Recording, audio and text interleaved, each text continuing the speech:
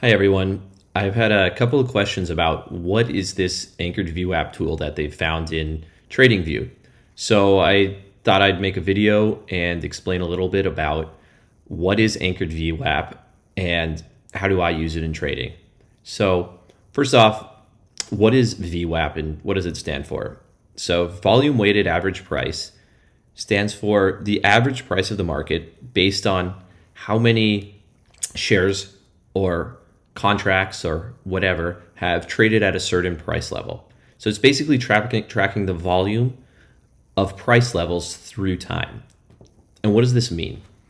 So let me give you an example of how I use Anchored VWAP in the markets today. First off, where is Anchored VWAP on TradingView? You can find it right here down at the bottom. So where do I anchor VWAPs? Typically, standard VWAPs will be automatically anchored at a fixed date or time. It could be 1 week, it could be a weekly, it could be a monthly, or it could even be a quarterly VWAP that traders use to track where price is trading around the average volume of the market. With Anchored VWAP, you can select where exactly you want to start the VWAP. So what I do is I pick significant highs and lows, and I use that to track where we are in relation to the volume. So today we have a significant low, or actually on May 12th, we made a significant low or bottom right here at 1500 hours.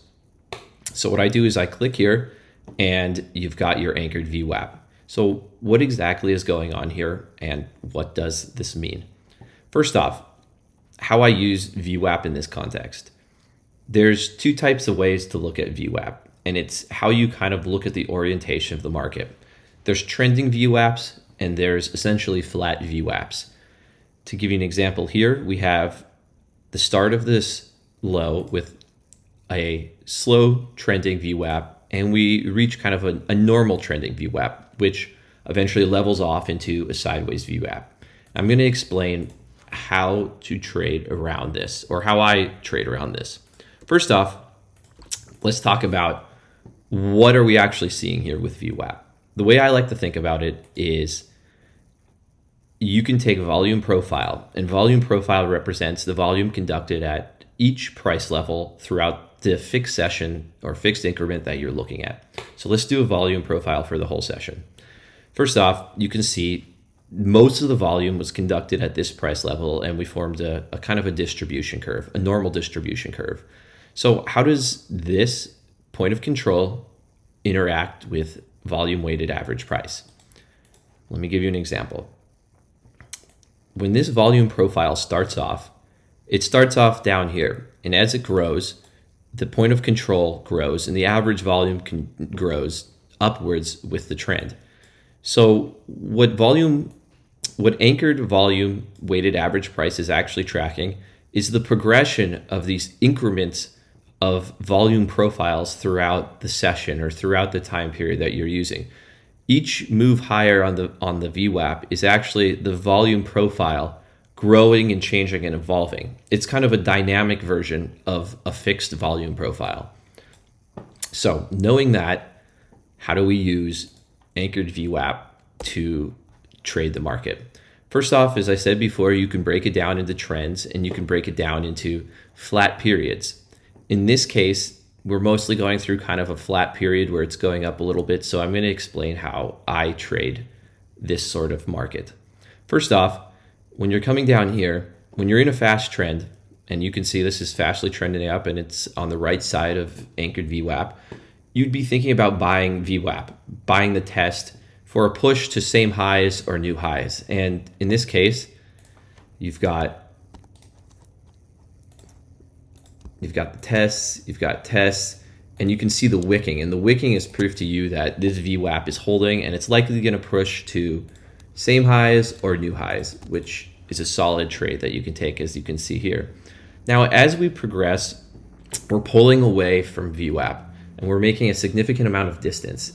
In this case, we're actually even reaching the second standard deviation band, which I'll discuss in another video.